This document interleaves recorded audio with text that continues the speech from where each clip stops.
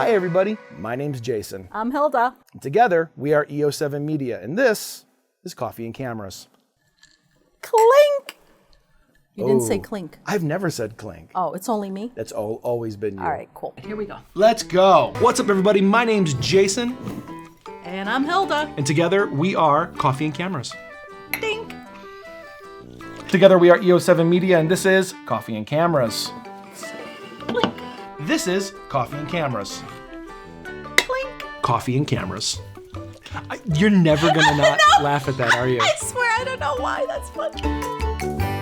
That felt good though. That felt like old times. Old times. So what have we been up to lately? We've been up to so oh my much. God. So we haven't had an episode in a while, and literally there's still like 5 or 6 episodes I haven't edited yet.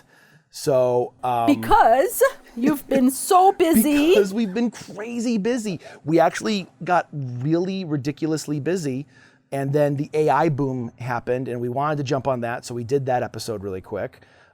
This past year has been going really well, and not only for business itself, but we started up another show. You want to talk about the other show? No, not really, but I will anyway. It's called the other show. Yes, I'm going to talk about it because he's going to make me. It's called Pitch Session, and it's a more formal. Yeah, far more formal. Yes, another YouTube show where we pitch ideas to businesses that write in who need help with marketing and photo and video, and we have a format where we bring in our producer Nathan, and he's also part of the team. And we talk about, in 15-minute segments, about what they can do better for marketing, photo, video, and then we give our suggestions. That's perfect. Yeah? That was really well done. Okay, cool. Yeah. Yay. You're getting good at that. Well, I mean, you're also talking to a lot of people about it, so I think it's like rolling off the tongue I think better. so. I think this is actually like a lot more relaxing. This? Yes. Oh, this is way more relaxing. I love 'cause the chairs. I know. These are nice chairs. I like the new layout too. It feels a little more welcoming. But yeah, the pitch session has been a lot of fun. We're getting a lot of more traffic from it. I want more businesses to try it, but I think so many people think it's a scam. Okay. They think, hey, it's a free consulting session. Okay, so why do you think that people think it's a scam? I think so many people out there think that there's nothing for free. Right. And I mean, true, it's not for free. It is for free, 100%. Like no money is spent. Yes. But what it is you do have to spend 5 minutes filling out a form. Right. And that form is basically telling us, who you are, what your brand is, what kind of marketing you've done in the past. And then we take that and then we use it as practice. Literally, like we get together once a week and we use it as practice to better ourselves. And it's so much fun, like doing it with Nathan and you, and like we're just riffing ideas. Yeah. It keeps us fresh on our toes. It keeps us sharp, which I really like. And then if it helps someone, that's amazing.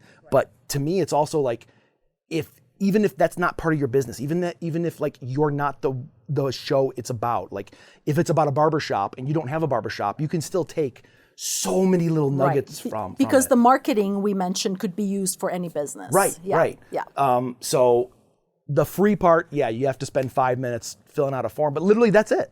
But if you want to actually know what happens in the show, you have to spend an hour watching it. And then you got to spend an hour. Yes. So you are spending. Yes. You got to spend that hour and 5 minutes. I mean, I guess if I'm going to, get free marketing, the least I could do is just like sit down and listen to it. So, yeah. And you don't have to like it.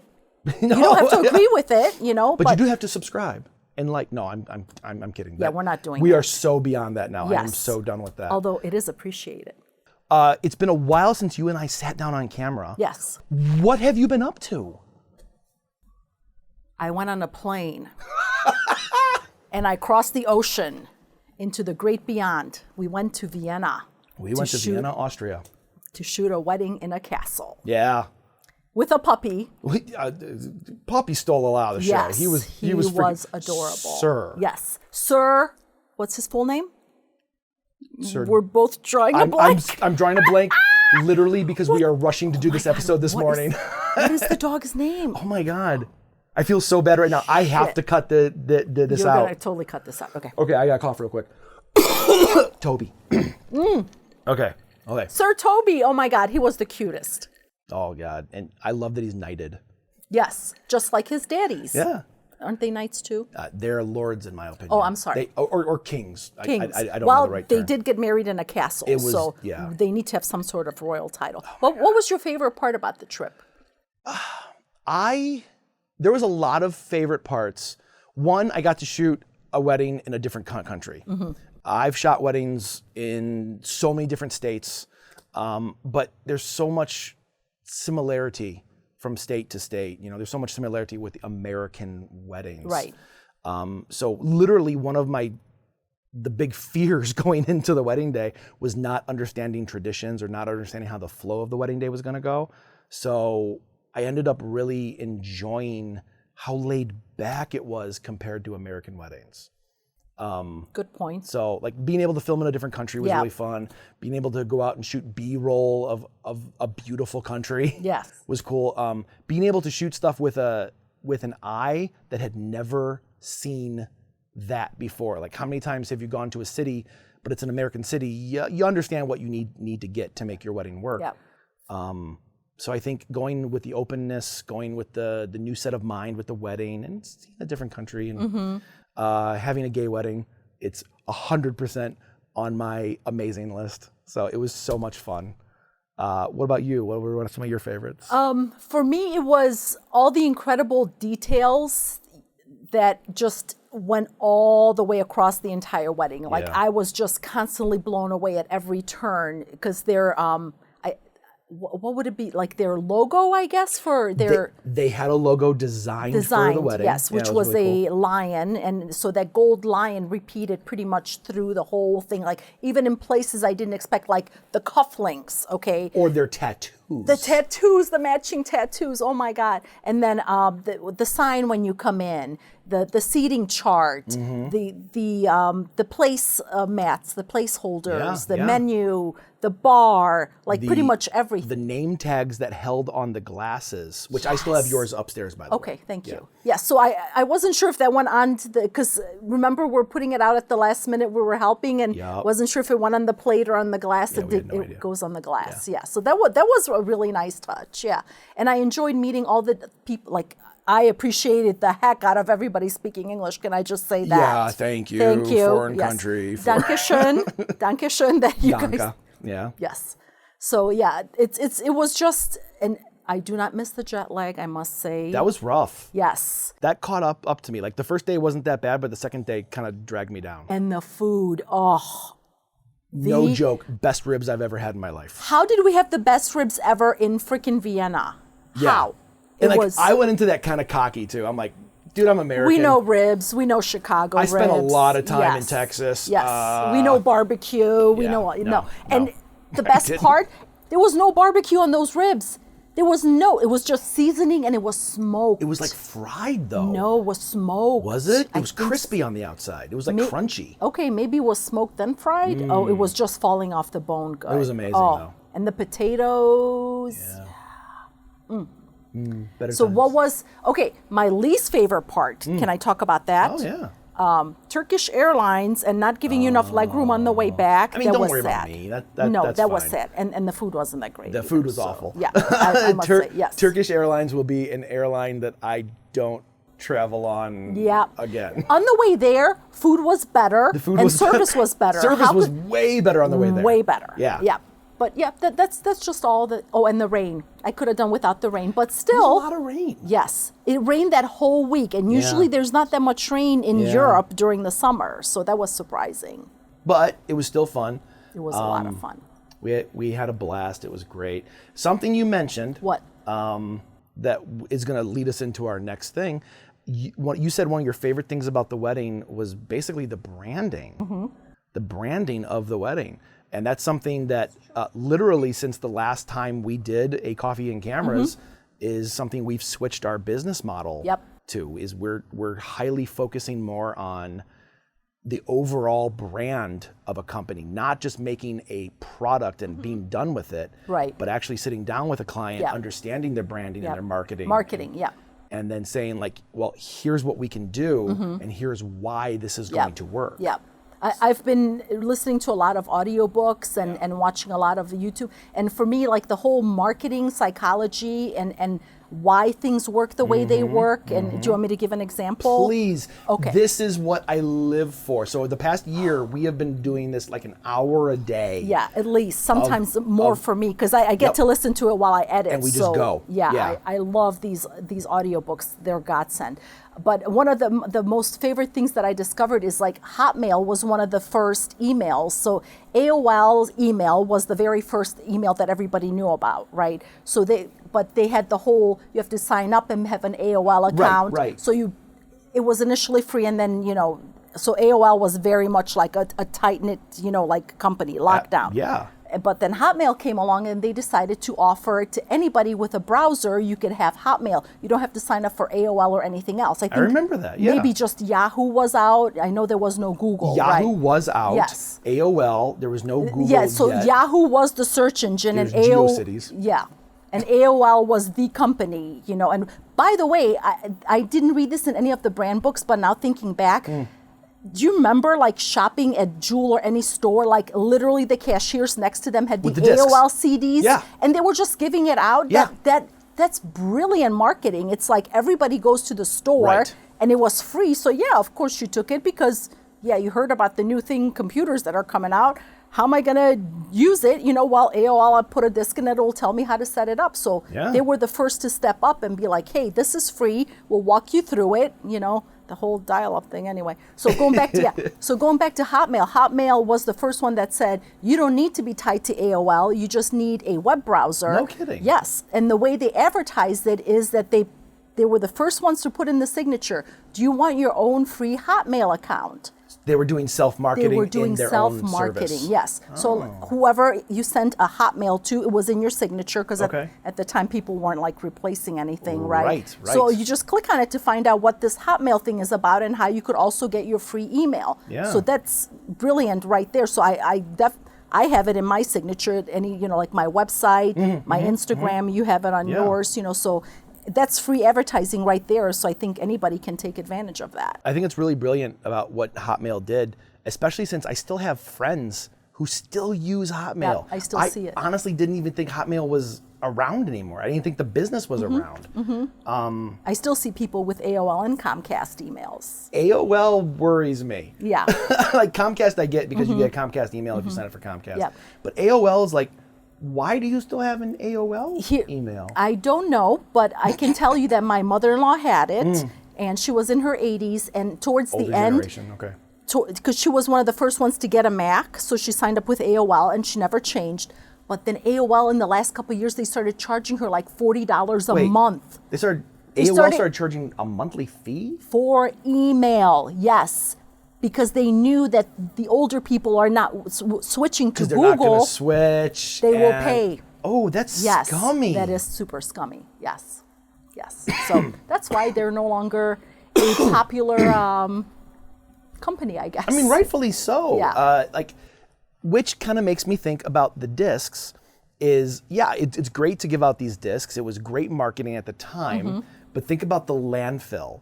Think about, I saw people throwing those away in droves. I'm not talking like people at home, but like Jewel would throw those away thousands of discs at a time into the garbage can. How did you see that? You walk by a store on your way to school. Oh, and you actually saw it. Yeah, you saw them just dumping them because they're given so many of them.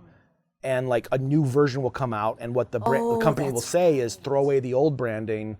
This is the new branding. Because that was the updates then. It was and the everything. updates and stuff like that, yeah. Okay. Well, I'm glad we don't have to do that anymore. We just download the updates. I do remember when Google came out, and this is really cool because I'm going to lead this into something else.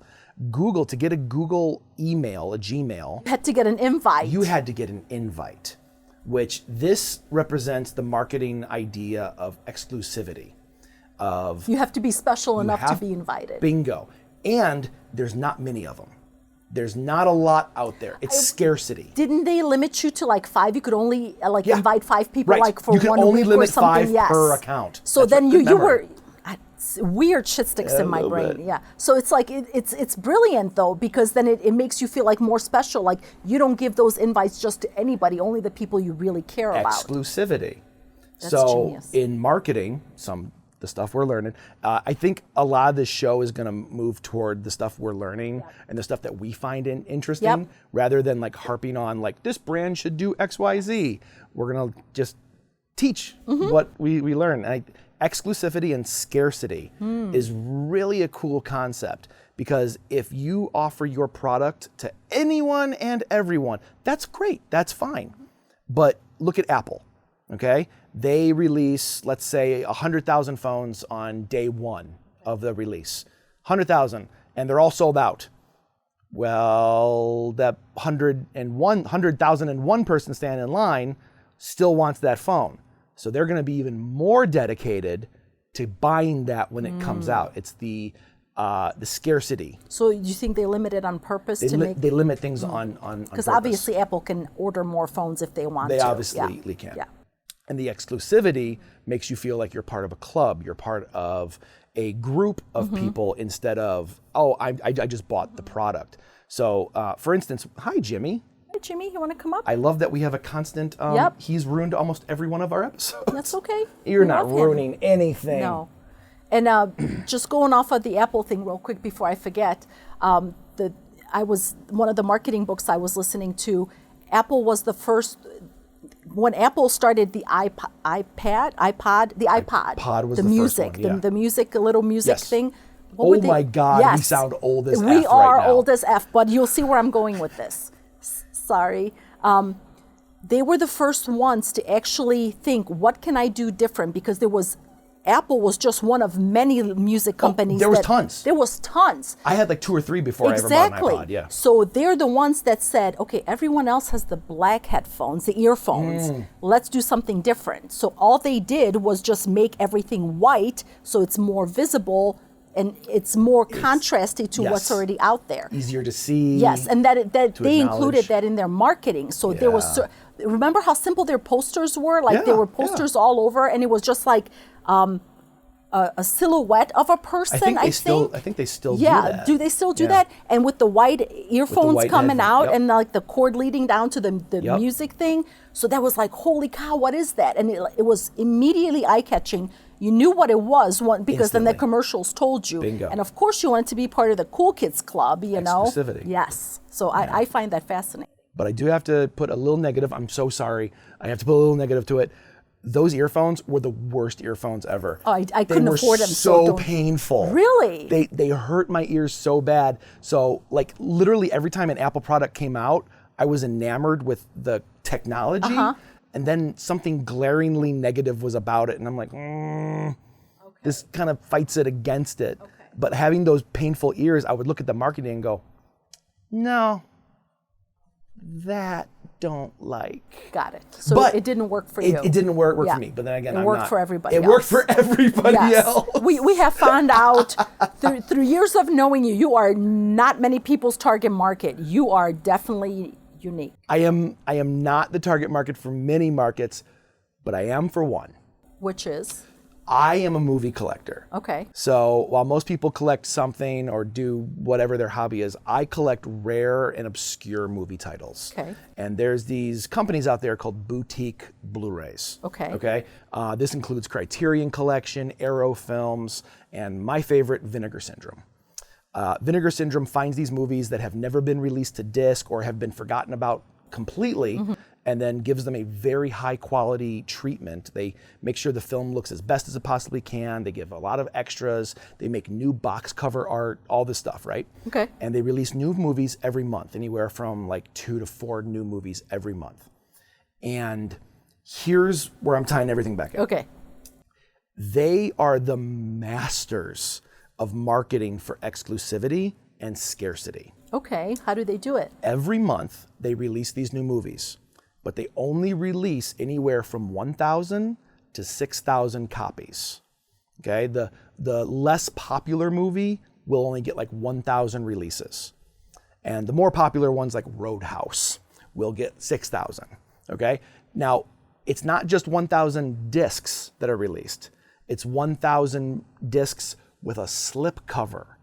What's a slip cover? It's a cardboard piece that goes over the DVD. Oh, I remember that. Case. That's how DVDs first came out. Okay, got it. So it just goes over it, and that's what makes it special.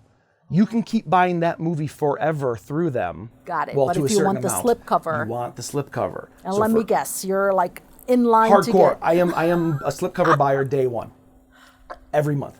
No but- matter what the movie is? No, I am not that big into it. Okay.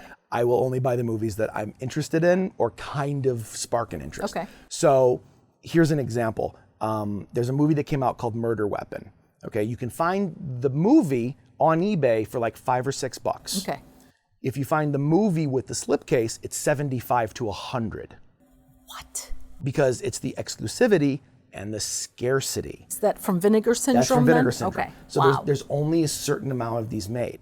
So no matter what business anyone has, how can you take this little nugget of information? How can you take a scarcity element or an exclusivity nugget from this and put it into your own marketing? For us, it would be exclusivity. You get to work with us because we're not one of these big companies Right. that has like 30 teams that where the quality is just diluted. Right, because you're just hiring people from And then anywhere just shoveling and everywhere. Yeah. work out. We're trying to do something creative with every single project. So that's our exclusivity. With my company, I limit my weddings to like 10 a year now. It Bingo. used to be 20, but now it's just 10. Yeah. Thanks to EO7. That's Yay. where we're going. You going down the exclusivity and the scarcity route. Give me another example off the top of your head where a company can use this. Putting me on the spot. I can't think of anything right now. I like pulling the stuff out of you. Hold on, I'm trying to think. I can't think of anything. Can you give another example? Absolutely. Okay. Why don't you just like open up your jacket here a little bit? Oh, is that exclusive? Oh shoot, this is water. I promise. Yes. Wait, was this exclusive? Well, think about it. So we went to a store in Vienna. Yeah. Because the gentlemen who Yes. owned the store Yes. sat at our table at the wedding. And the name of the store is GayT.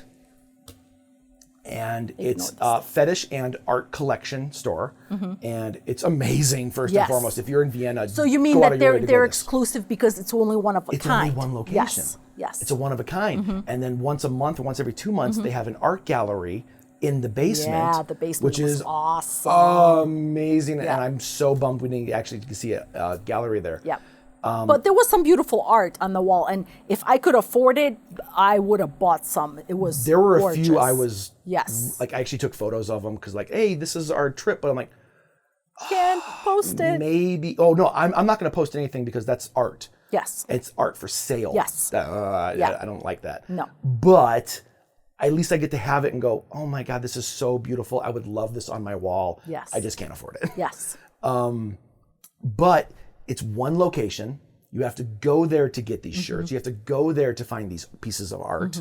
And it creates this like want in the community to shop there. Good like point. what's the next piece of art that's going to be there? What's the next makes thing? sense. And it's exclusive, but it's also scarcity because those pieces of art are all original pieces. True. Those weren't prints. True. One of a Those kind. were actually one of a kind pieces. Yeah. So you have both there. Yeah. Didn't you just buy the posters or something? You were looking for frames because you bought some posters that go with the movies? So when you buy Vinegar Syndrome movies, sometimes they come with folded up posters. Okay.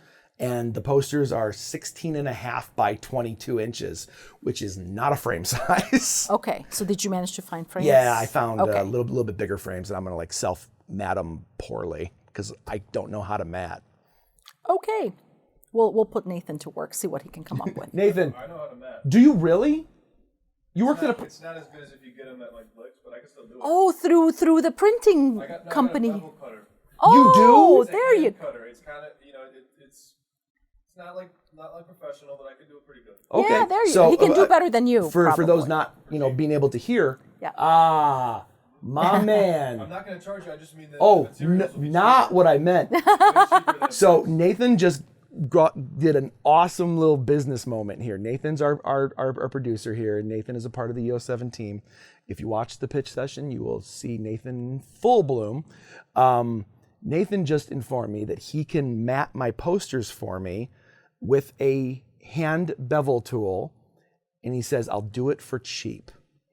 First and foremost, as a business, you should never use the word cheap. This is my personal opinion, because the word cheap cheapens your brand and the product you are selling or service. Should he have used the word free though? Affordable. Affordable. Okay. Affordable. Because if you're good at something, why should you ever give it away for free? Good point. So, you did say the end. Just for the cost of materials, I'm still going to pay you. Oh, only Just because charge me. he's doing a friend favor. I know. Yes.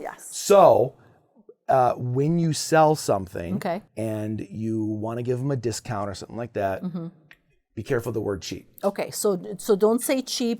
Can you say discount or no? Oh, discount's fantastic. Is I mean, it? you love the word discount. I am, yes, That- but I'm you not are a the high-end market. shopper, so Well, it's like, right, but I do love the word it discount. depends on the place you're at. The True. word discount, I think, is more ubiquitous.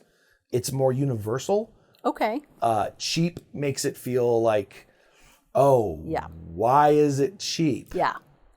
I do love discounts, and usually I think I prefer to shop at stores that are either always discounts, such as thrift stores, and I actually avoid stores that always offer a discount. Like I used to shop at Kohl's a lot, and there was always a freaking sale no matter what. Everything Yeah. was on sale. Everything Yeah. was 40% off. And I'm like, it's such an everyday thing now that it's not special anymore. Right. So now, like when Target has a sale, it's only 10 or 15 or 20% off, and it's only every once in a while. Like, if I'm shopping for a bra or something, it's like I know it's a special sale because that bra hasn't been on sale in 6 months, so I'm more Okay. likely to buy it because it's almost like an exclusive discount, not an everyday discount. So you're going back to what your point was. I The agree. discounts are Yeah. scarce. I think you bring up an amazing point here. How many businesses do these discount all the time thing just to make you feel like you're getting a discount? And how many business, and this is proven time and time again, by the way. And if you really want to have fun, look at some statistics from Black Friday and Apple's Prime Day, Okay. What happens? where they'll release a product for X price, and then the next day, when the sale day happens, the price is X. It could be literally the same price, but now there's a little button above it that says 30% off. And it's like, well, it wasn't that price.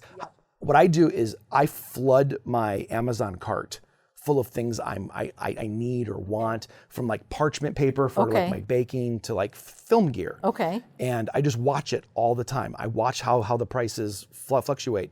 So when things come up like Black Friday and like a lens will come up on sale and it's the exact same price it's been all year, it's like, well, that's kind of shady. Yeah, I was not aware of that. I think you pointed it out, and also people started doing screen caps. I'm so glad. Yes. Yeah. Like, oh, here's the big, the what is it called? The July, what is it called? The Amazon sale in Yeah, July Prime. that they have? Prime Day. Prime Days, that's Yeah. it, yeah. So it says like 33% off, and I jump on that because it's red and it says 30%. Yeah. And then somebody's like, screen cap, it's like the same freaking price. That actually turned me off so much that I almost stopped shopping on Prime Day on Amazon now. Yep. So it's like, and I'm starting to do what you are doing, like keeping track of the actual prices. So that's kind of shady. It's like, it's going to bite them in the butt if they're not careful. And it's not just them. It's you said yourself, Kohl's is always 40% off. Well, I mean, why? But for some reason, I trusted Amazon to actually give me a discount. You would think so. Yes, wouldn't you? but because it was in red and it was limited time, and it was like they also have the countdown? the countdown. Oh man, That drives me nuts. That works though. Oh, it does. Oh, it works does. for me. It works. Like sometimes I like 99% gone. I'm like, oh, do I like? And that creates that urgency because it's almost gone. Yep. But Now it's scarce. yeah. Now it's not obtainable if I wait 9 minutes. And then, did you ever get on the waiting list? You never get anything from the waiting I've list. never once gotten anything from the waiting list. I have been on the waiting list quite a That's few what times. I'm saying. You sign up, but you I've don't get never anything. gotten So a what's notification. the point? Like, Well, I mean, maybe other people are. okay. I mean, granted, not many people are getting on the waiting list of the items that aren't selling well. Okay. I think a lot of people are getting on the waiting list of the items that do sell well, Yeah. but literally all you're doing is giving them your email, and Yeah. then it's just an aggregator. True. But I mean, if you have regular things that you buy, like cat litter or dog buy a food lot or of, whatever, then you know what the prices are. And if it's a good discount, obviously going to stock up. So. But it's that's the everyday thing where you're constantly like, that's like gas. Like you always know what gas is, because the next time you go to get gas, you're like, well, last time I paid 4 cents more for it, so I'm getting a deal. And then the next time it's like 20 cents higher. You know what's funny? I actually bought gas here, because I was in your area, and it's like, oh, it says E. I'm like, oh, time to fill up. Because I do drive it until it tells me to get I'm gas. aware. I know. I'm aware. And it drives you nuts, I know. And I'm like, oh, it's $4.09. I'm like, I guess I better get it in Elgin because it's cheaper. But then I'm like, I don't know how much gas is in my neighborhood because I forgot. The last time I filled up, I really? didn't pay attention. So I'm like, I don't know if I'm getting a bargain or not. I just assume that gas is cheaper out here versus in Chicago. It definitely can be. The last time I was downtown for a meeting with you, I saw the price of gas, and I was like, because I'm always on the lookout. Yeah. And all the way driving home, it was the same price in every town. I got out of Chicago. We went into Arlington Heights, then Schaumburg, and all the way back out to Elgin, and I'm like, it's the same price. That's unique. I've it never varies, seen it that way right? before. Like usually it's like $1 less sometimes. That's weird. But it caught me off guard, and I haven't seen it since. Like it has been fluctuating Okay. off and up, but just that day, I was like, maybe I don't get gas today. Something's wonky. I don't have anything to say to that Yeah, because I have no idea. I forget everything when it comes to numbers are not my thing. Should we talk about your charts? Let's talk about No. my charts. I don't want to. Hilda does not like my charts. Why don't you like my charts, Hilda? Because they stress me out. There's so much information that I can't take it all in. And also, going back to marketing, I won't read if it's a lot of information, I won't read it. Like go with the Apple, simple. Yeah. Headphones, buy it or don't. Tell me what it is, how I can get it fast, Don't give me a lot of blah, blah, because it overwhelms me. And I think a lot of people are overwhelmed with a lot of information. Yes. I think you bring up, God, that's such a good point. Let's go down this rabbit hole real quick. Rabbit hole, here we go. I think a lot of people who own businesses are very prone to want to give more blah, blah. Okay. They're because they're interested in their business. Yep. They're excited. They started their business for a reason. They want to tell the world about it. How many times have we had a client come to us and say, hey, we want to make a 20-minute video? And we're like, why? No one will sit That's through it. so Yes. long. But it's interesting to them because it's super their interesting. business. Yes, because they're inundated with it. It's every day, but they want to tell you about the nuances. This is basically like anyone who says, what's your business about? And if you can't tell me in 20 seconds what your business is. They say 2 sentences. It's boom. It's maximum 3-minute pitch for everything, by the way. Rule of thumb. But if you can't tell me right away what your business does in 2 sentences, you've lost me. Yep.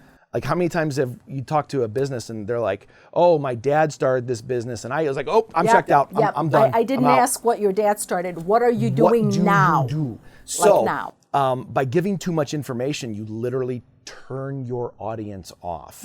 And we might be exemplifying this right now with an hour-long episode, but we are here for the blah, blah. we are here for the blah, blah. And if you're here for the blah, blah, if you made it this far, chances are you're getting nuggets out of this. So by how many times have you driven past a billboard in the city and just seen 4 sentences of information, and you read the first one and just go, nope. I gotta go back to driving. Nope. Like your brain shuts down. Yes. Speaking of billboards, there's 2 that I always remember, and I'm gonna forget at least 2. But of course the hair one, which is getting kind of Restore. annoying. The football guy and But whatever. I can say the name. I'm bald and super happy being bald. Bald is hot. I have no interest in growing hair. Nope. But I can tell you what that name is because of their marketing. And I'm sure it's working because Wow. the number of billboards just keeps growing. yeah. Okay. They gotta have the money. And now they're at the point where they just put the guy's face. I know it's an ex-football player. Brian Urlacher. Yes, they just put his Brian? face I think it's Brian Urlacher. I think you're right. Urlacher is it? Yeah. That's literally all I know. Yeah, now he has hair, and they just either put his face and one word or like one sentence, so it doesn't even say too much say anymore. restore Yes, anymore. It's like almost like, hey, you know what to do. Here's the guy. You know, the one thing I do remember That's is powerful. the weird question that it was just a billboard, and it said something like, "Who is John Smith?" or "Oh, I hate John Smith," or Yes, who yes. like what is that? Like I couldn't. It's like I hate whatever name dot. Yeah. You know. It was IHateJohnSmith.com. .com. Yeah. So or I like hate something. something spring. Oh my God, we're being old people right now. Anyway. So it was a question, Yeah. right? And it didn't say anything else. Yeah. And I kept seeing it over and over. And like one day I freaking went home and I'm like, I typed in who'sjohnsmith.com. Yeah. It's a jewelry store. Yep. And it's freaking genius. I don't remember the jewelry store, but if I was looking to shop for jewelry, I would maybe remember. Maybe. Would you? I don't know. I would make it a point to remember simply because I was so fascinated and amused. And even now when I see it, I'm like, oh yeah, that's a jewelry store. And I guarantee you, if I ever am rich enough to buy jewelry, I'm going to type in who'sjohnsmith.com. Would you? I definitely would. I would, because I want to go there and see what they're about. Okay. Just based on the ad, just out of Interesting. curiosity. Yeah. Like I don't want to go to, you know, I can't think of any other jewelry store aside from that. So, something I think a lot of people don't know is that every brand, every business should be having like multiple marketing campaigns Okay. at the same time. If this jewelry store only did IHateJohnSmith.com, Right. I don't think it would sell well. I don't think you would get enough people interested. Probably. But basically what you're doing is you're offering an experience to your potential clientele is I hate John Smith. Oh, it's jewelry. Yep. Well, since I'm here, let's look around a little Yeah, bit. That's makes fun. sense. But And I started talking to people about it too. I'm like, did you see that billboard? and Which then was we're doing the best marketing of all. Yes. Word of mouth. yes. And just the fact that it's your ad is interesting enough Yes. to have somebody type it into Google and find out what it's about. Agreed. That's somewhat successful, I think. You know, Agreed. even if you didn't get me to go there, I'm sure other people have went. And then when I typed it into Google, I saw like Facebook chats pop up, like other people that asked about it. I saw Reddit pop up. You know, so like I'm not the only one looking for it. So obviously something's working there. Yeah. Yeah. What's your favorite type of marketing that actually affected you? That you weren't like expecting it to, and you're like, that totally worked, and I bought it hook, line, and sinker. Aside from movies. Oh, I mean, I'm putting you on the spot. Yeah. What kind of marketing worked for me? So I'm a big fan of anything that's creative, like in its design. Okay, such as. So hotels.com did a series of 3 commercials, and I actually teach them in my class on how, like, the perfect example of a match cut. And a match cut is when you cut from one shot to another shot, but something's very similar about it. Like maybe you're cutting from a moon in the center of the shot to a plate Got on it. a table. You know, it's Yep. the match cut of the symbolism of Yep. the image. And every single shot in these 3 commercials are match cuts to the next shot. Okay. And they're so beautifully done that I've never cared about a hotel company. I've never cared about a travel company. It just doesn't interest me. But I sought them out and I looked at their website and I was really engaged and I was really intrigued and I wanted to know more about them. And it hooked me because they gave enough care and time to make something creative that it's not just marketing vomit to put marketing vomit out there. Gotcha. They actually sat down with someone and said, make something interesting and Wow. artistic. Okay. And that hooked me. But then I'm like the small little demographic.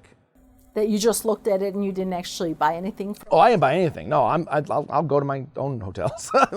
Can I just say a little something about Please. hotels.com? I found out through reading all these threads about marketing and everything that actually going to those major sites like hotels.com or kayak.com, it actually doesn't get you a better deal because now hotels themselves are starting to compete against these Right. farming. Like they used to like offer the bigger discounts. Yeah. Not anymore because they're so popular that they actually raise their prices. So if you avoid that whole thing, you can go to hotels.com, look at the prices, then call Marriott itself and be like, I saw price X on hotels.com.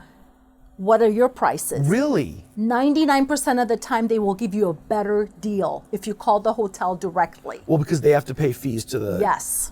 subsidiary, whatever So it's if called. they usually give them 20%, they just keep the 20% and just offer a smaller discount. And a smaller discount. And Yep. then it's a win-win because then the customer feels like, I scored a deal. Yes. I scored a discount. Yes.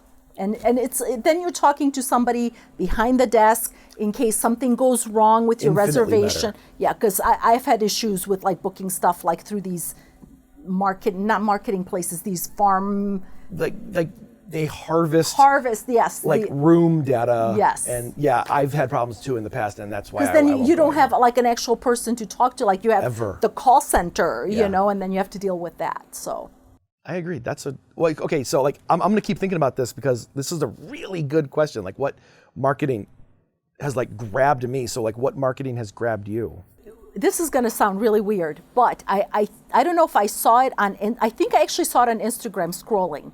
And what made me stop is that it was this middle-aged naked dude in a tub, okay? And nothing was showing, but he was shirtless. Oh my God, And you sent me this. This is awesome. The CEO himself of this detergent company Yes. is sitting in a tub just talking to the camera. I'm Jonathan Proper, CEO of Drops.com, and I'm here to give you the naked truth about laundry. Just saying like, hey, I'm the CEO of Soap X and I make soap Y or whatever. And it was just like genius. He was just like talking about how natural everything is and he's bathing in it and whatever. And I'm like, I can't tell you what it is, but I immediately bought it. Size does not matter when it comes to laundry. Let's start with jugs. It's big, all right, messy too, and expensive. You know why? Lots of plastic, lots of water, shipped all over the country, from factory to warehouse to retailer. That's what you're paying for. Immediately and shared it with everybody. Yeah. I found it so endearing and fascinating and simple at the same time. I'm like, how could I not want to buy from a company that puts his CEO naked in the tub as a commercial? Yeah. I was sold immediately. And it seemed very simple, like over simplistic. Mm-hmm. And I'm wondering if like the ad agency pitched this and the CEO was offended. But hey, we're gonna take the CEO If that's and the get you real naked. CEO, like he seemed like such a fun guy. Right? Like I would want to hang out with him. I want to, what it boils down to is I will shop from someone, I will buy from someone, regardless of what they sell, if I feel like I can sit down and have a beer with them. Yep. You've told me that many times that like this is your favorite Chinese food place because when you go in and you talk to the owner behind the counter, Yeah. like you are just endeared to this company now because Right. not only is their food good, you love the people. Yep. And I think that's huge. That's absolutely huge. I mean, I've said it before on this show, but how many times have you gone into a place like a bookstore and you're like, I really don't want anything, but then you end up talking to the person behind the counter. like the little bookstore we came Like across. the little bookstore. I forget the name, but I know you remember because you bought a bunch of books from them. Yeah. Howling Pages. Yes. And the owner was obviously, he was the owner. And He was 'cause the owner. He knew everything from from the minute you walked in through the door all the way to the end. So Howling Pages is an independently owned single store. There's just one of them, but they only sell, they do sell like manga and like bigger name comic book stuff. But that's a small But percentage. it's a very small percentage. Most of their stuff are indie books, true indie books, Yep. like self-printed, Like- self-Xeroxed. Yes. And there's some that are like signed by the author themselves. And there's art prints, Yes. there's pieces of art. Like some of the books are only like that big. And even though I'm not into manga, I ended up buying some art prints because Yeah. they were beautiful. But I spent way too much money there. We're not going to say the number.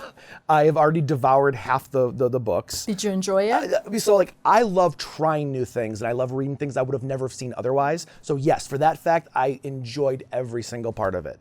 Were the stories good? That doesn't really matter. But it's experience and it's a story and this is this great experience that I had. And regardless of I would have liked to have bought some stuff, but then I started talking to the owner and I'm like, tell me about your story. And he starts telling me about like how they started a Kickstarter. They opened it from the Kickstarter money. Like that was the whole point of opening, like doing Right. the Kickstarter. And like he wanted to have a place where artists could have like a beacon of hope to sell their stuff.